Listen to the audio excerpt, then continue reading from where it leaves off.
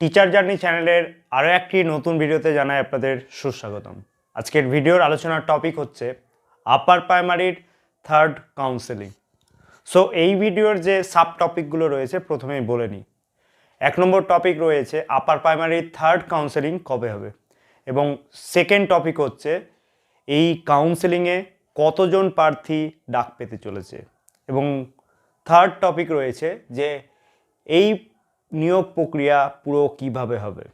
তো চলুন শুরু করা যাক আজকের ভিডিও। প্রথম topic, upper primary third counselling কবে শুরু হবে।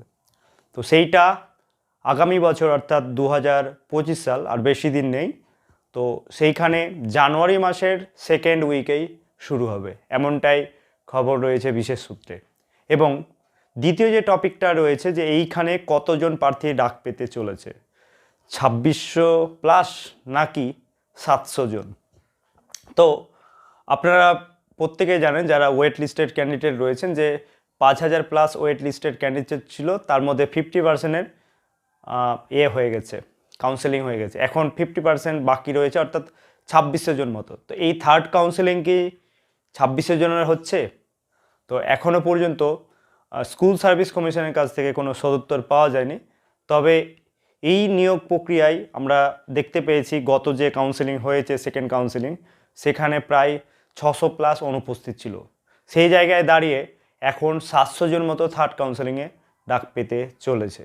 অতএব থার্ড কাউন্সেলিংয়ে 2600 জনের পুরোপুরি কাউন্সেলিং হবে না, এমনটাই বিশেষ সূত্রে খবর রয়েছে।